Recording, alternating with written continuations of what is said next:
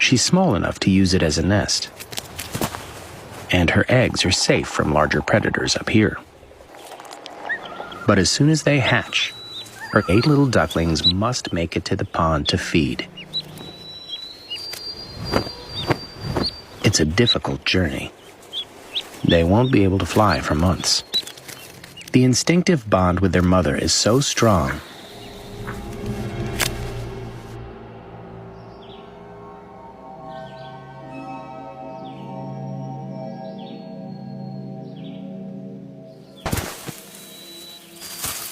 ducklings are born with soft, flexible bones. They're so light, even from up here, they can survive the fall and bounce.